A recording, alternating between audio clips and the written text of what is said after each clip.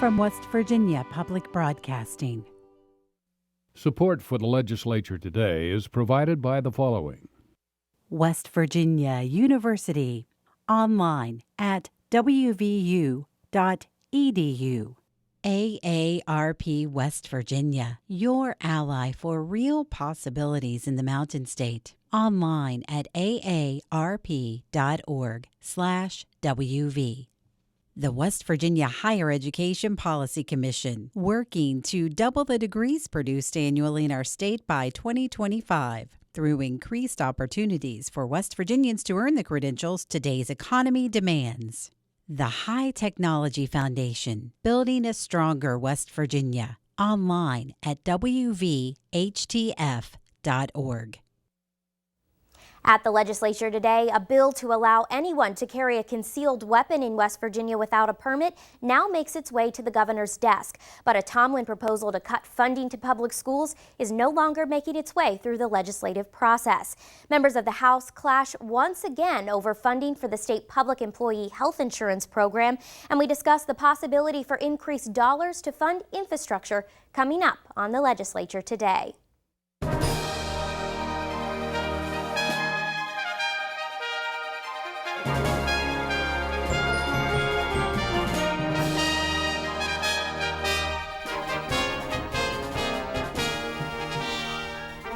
Good evening, I'm Ashton Marra.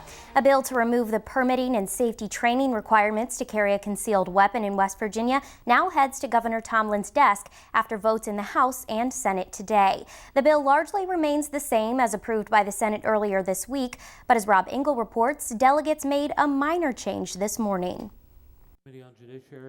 Members of the House took up the Senate amended version of the bill Wednesday.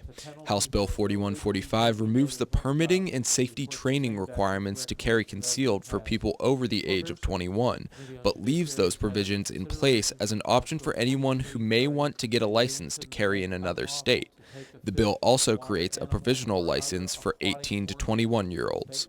Thank you, Mr. President. I move that In the Senate, increased penalties were a sticking point in the bill. Senators included 3 new felony counts, including felony charges for carrying a gun unlawfully or using a weapon while committing another crime. In the House, however, it was a tax credit for the permitting and safety training course that was the issue.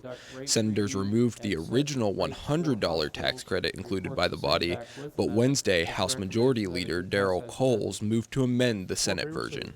We reinstate in part the tax credit, a $50 tax credit for persons to pay for training or offset their training cost, or the cost may be applied to their application fee as well. So, Mr. Speaker, therefore I move we concur in the Senate amendment with further amendment. Those in favor will vote aye. Those the $50 tax credit was approved in the House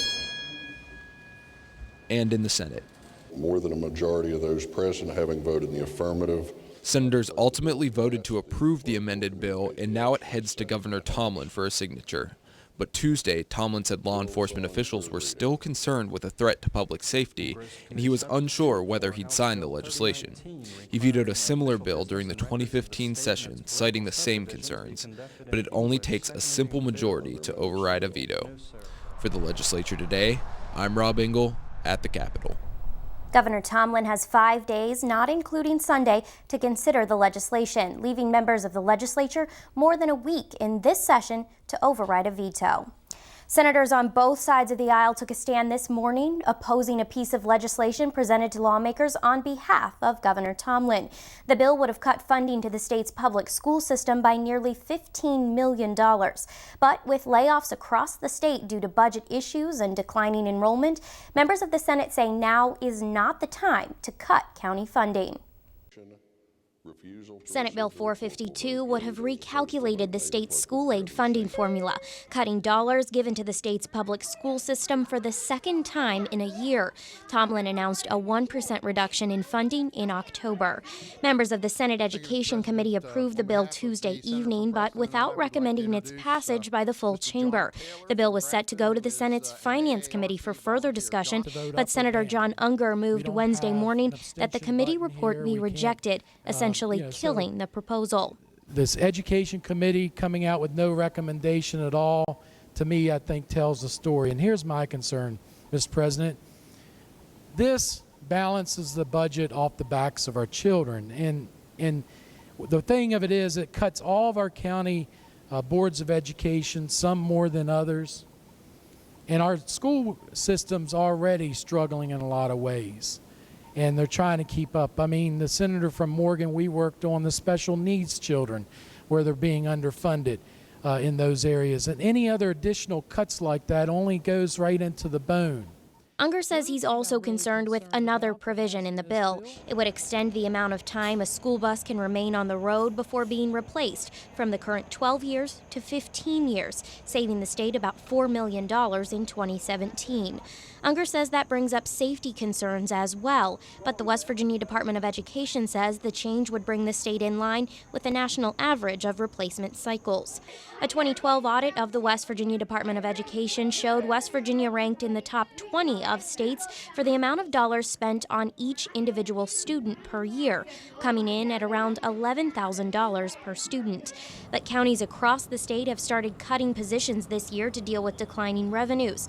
Cabell County was the latest, approving 61 layoffs and 97 transfers just Tuesday evening.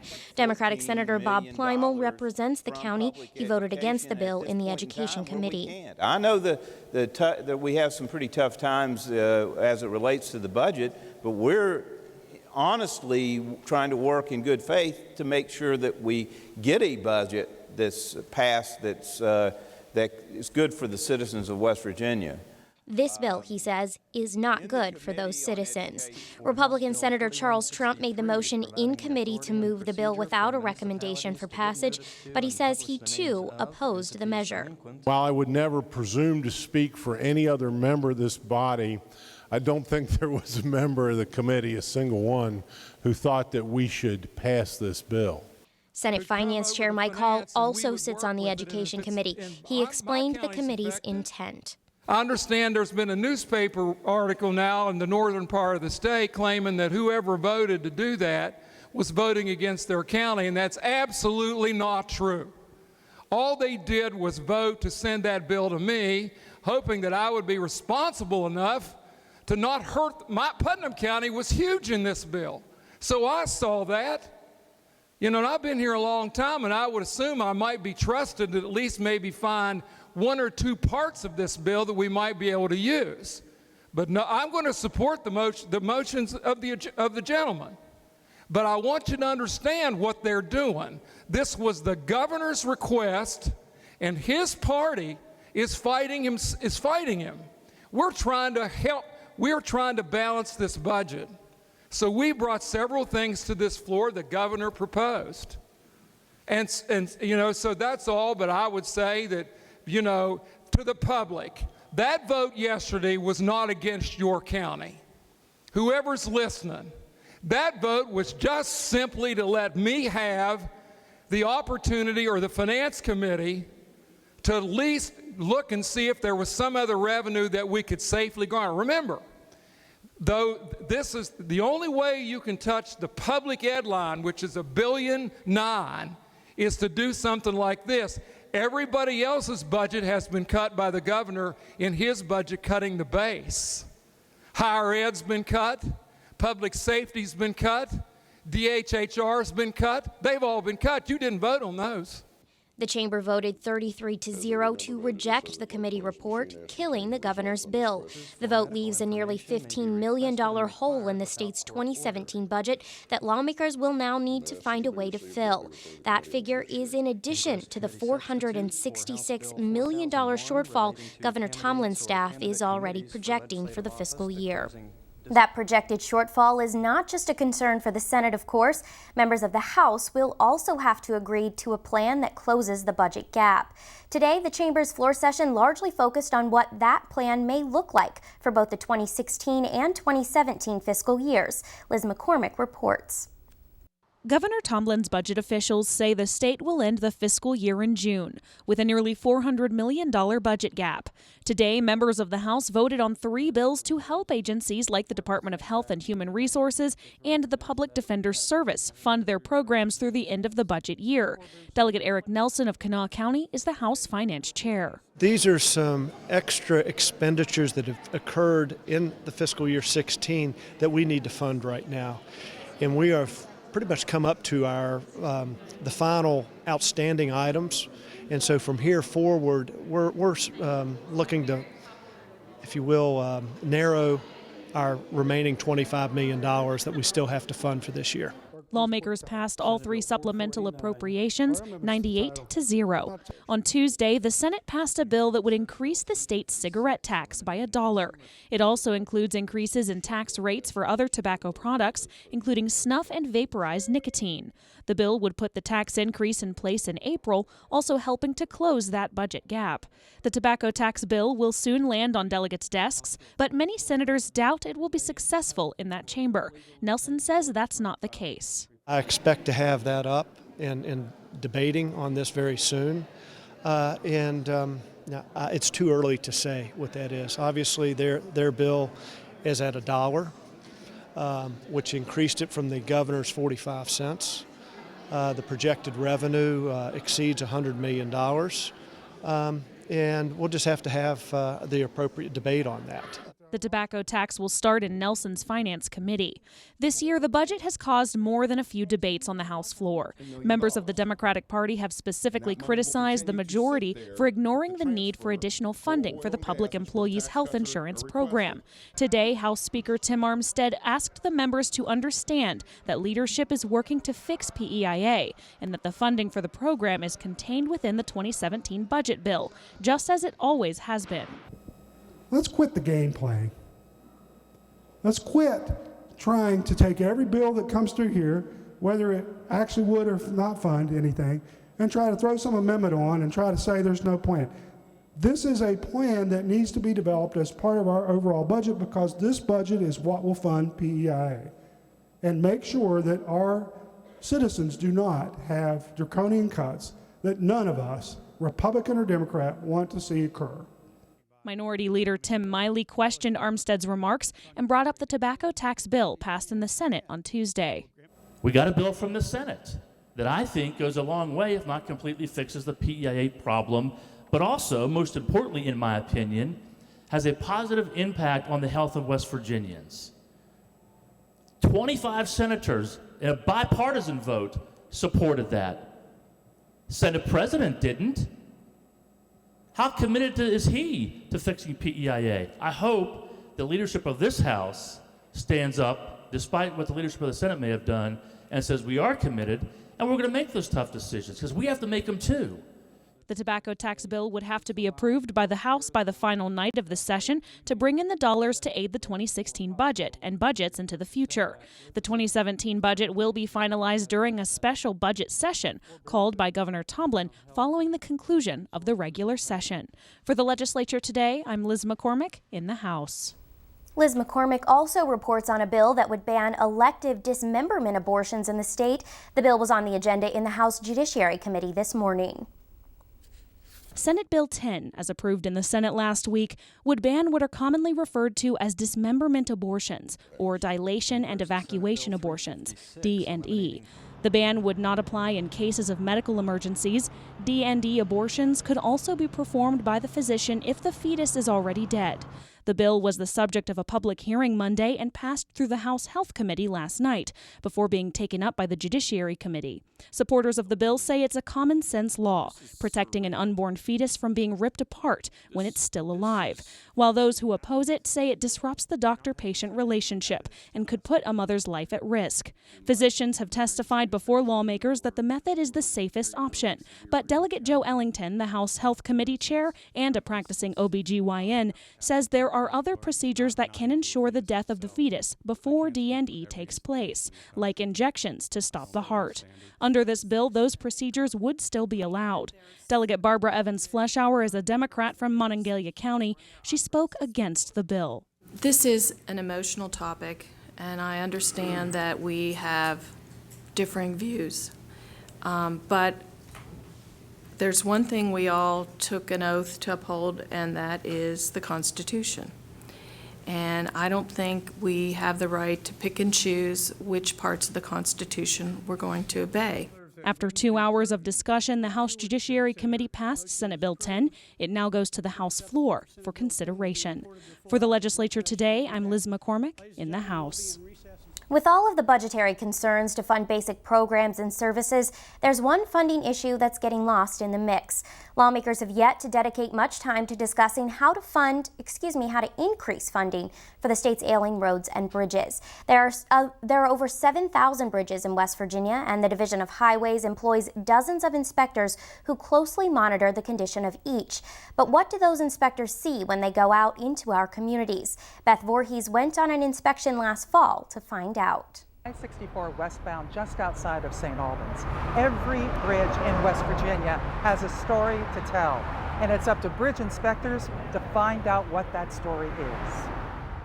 Fracture critical, if this falls or it get a fracture in it, then this whole span could come down. So these are inspected every 2 years. Bridge Inspector Don Burford and his teammate Harry O'Connor are giving this small bridge a careful once-over. They pick and prod at the girders, listening and looking to see what kind of condition it's in. Tracy Brown oversees bridge inspectors in District 1, a 5-county area. There are over 1,200 bridges in his district, 600 in Kanawha County alone. Brown says this bridge, taking traffic into St. Albans, was built sometime in the mid to late 1960s. And these inspectors are looking at the wear and tear it's received over the years. The inspectors are looking for any kind of deficiency in the structure. You know, on one end of it, something that you definitely wouldn't want to see would be a fatigue crack in the steel, where the steel's opened up. They're looking for cracks in the welds, and then on the other side, they're looking for any delaminated concrete in the substructure units, the piers and abutments. Looking for cracks in the deck, things that wouldn't be safety concern, but there's still a deficiency in the bridge. They're looking for just any kind of deficiency, anything that would rate that bridge lower, and they take that information, that data from this inspection, and they compile an inspection report.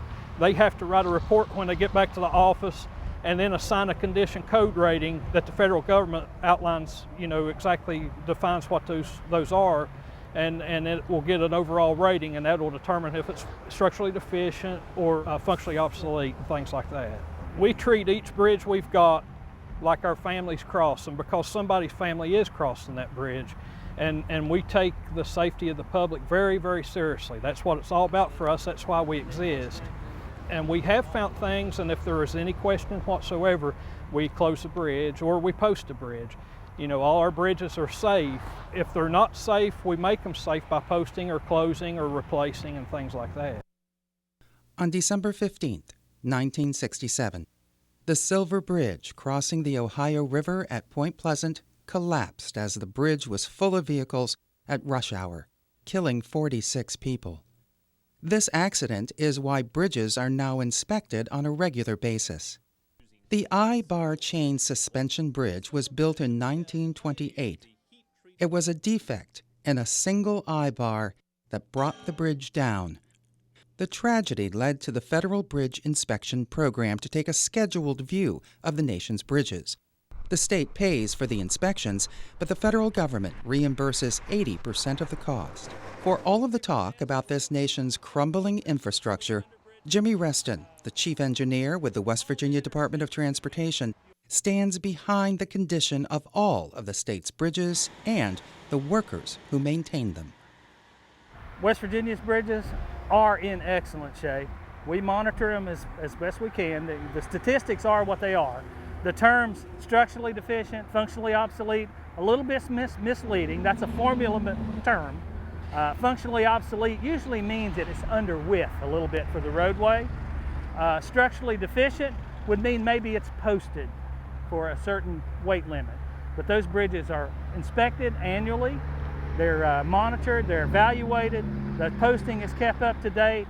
We always are working very hard to eliminate posted bridges in the state.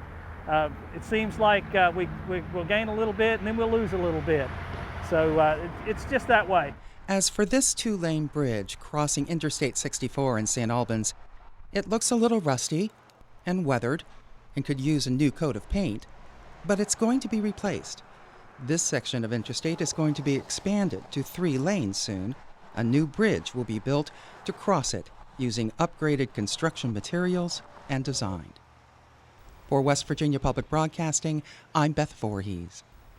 The state often relies on federal dollars to aid in funding the highway system, but there are still things lawmakers can do to increase those dollars at the state level. Joining me to discuss a proposal he's attempted this legislative session to aid in the funding of infrastructure is Delegate Mick Bates. He's a Democrat from Raleigh County. Delegate, thank you so much for being here. It's good to be with you.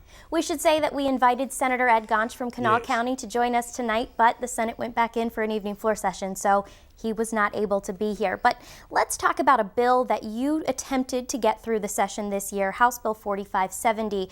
That came out of a negotiation with the workers' compensation debt. Yeah, some discussions that we had over the summer about looking to try to find a sustainable long-term solution to our road problem. And as you're aware, that one of the successes we've had in West Virginia over the course of the last 10 years is to fix our workers' compensation problem by creating a steady funding stream. So over the summer, we looked at that as potentially being a source of being able to continue those revenues. One of the best taxes to pay are taxes you're already paying because you don't miss them because you're already paying them. So we looked at that. Unfortunately, the hard times the state's fallen upon, that money was being redirected into 2016 budget, 2017 budget. So we dialed that back and then began to look at the severance money as a way of being able to put, initially we looked at $247 million, that was then scaled back to $100 million. And then last week in committee we attempted to amend the governor's bill to put about $50 million to roads. And all those things unfortunately haven't gone anywhere. So remind me, what was the governor's bill that you attempted to amend? The governor's bill did two things, which is redirect money to the 2016 budget. It took the workers' compensation debt payments and then brought them back to general revenue. And at the end of June, it essentially eliminated the tax, the additional severance tax on coal, natural gas, oil, natural gas, and timber. And we asked that those taxes continue as a funding stream for roads. So like we said, that bill is not moving forward. No, so. But now you all are looking to a Senate bill. It was a bill that actually Senator Gaunch has proposed. It hasn't moved in the Senate yet, but that bill takes into account some of the recommendations from the Governor's Blue Ribbon Commission on highways. Yeah, well, roads are something that I think everyone hears about from home, and we're actively looking at ways to be able to address this issue, and any vehicle we can, no pun intended, to try to advance a long-term funding stream for infrastructure in West Virginia. So the Senator's plan builds on the Blue Ribbon report, creates a revenue stream of about $200 million that would be dedicated to roads, various fees and some additional funding on diesel and some other things. So there are 22 senators that have signed onto that, and we hope that the Senate will take that up, send it to the House, and we can work from there. Yeah, can you give me a few examples of where that funding would come from that's contained in the Senate bill? Okay, there's people don't like to talk about fees, but there's some DMV increases. There's additional surcharge on diesel fuel. There's an adjustment on the privilege tax of purchasing a car, so it moves it from a net transaction to a gross transaction. It actually takes the rate from 5% to 4%, but it would be subject to the tax on the total price, not the difference between your trade and your new car. So those various things, about 15, 16 items that all combined together get you about $200 million. So this bill is still in the Senate? Yes, with single reference to the Senate, and there's 22 senators, so there's enough votes in the Senate to pass the bill. We hope they take the bill up, pass the bill, send it to us, and see if we can do something with it. But is the House considering anything else? There's been a lot of discussion about a lot of different things, as you're aware, but roads hasn't been one of them. So I would perhaps take that back. There's been some conversation, but there's been no serious discussion about establishing a funding mechanism to fix our roads, build our infrastructure moving forward. Now, you didn't mention this, but I don't want it to seem like we're just blaming the Republican majority for this, because we have a Democratic governor who didn't put forward any proposals to fund roads either. In preparation for this evening, I went back and read the Governor's State of the State address, and I actually looked for the word roads, and with all due respect to the governor, there was no mention of roads. And for me, roads is jobs. One of the things we need to remember about West Virginia right now is our economy is challenged. So investing in West Virginia puts people to work. When we put people to work, what that does is build our economy and build our infrastructure. So, I think it's roads are jobs. And the proposal that I've seen, the calculations on that $200 million, would put 3,000 West Virginians to work today. And we could use 3,000 jobs right now in West Virginia. Okay. Delegate Mick Bates from Raleigh County, thank you so much for joining us. Thank you. This has been the Legislature Today. I'm Ashton. Marra. Thanks for joining us.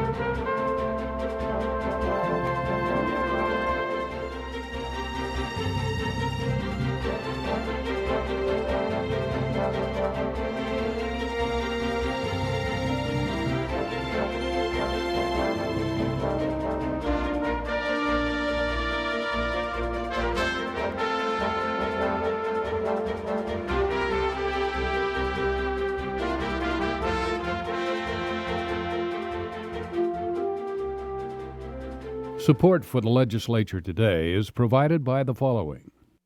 West Virginia University, online at wvu.edu.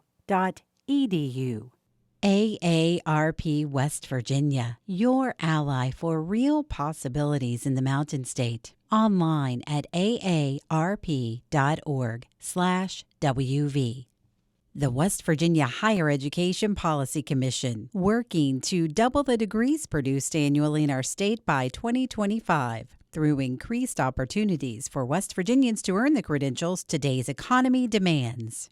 The High Technology Foundation, building a stronger West Virginia. Online at wvhtf.org.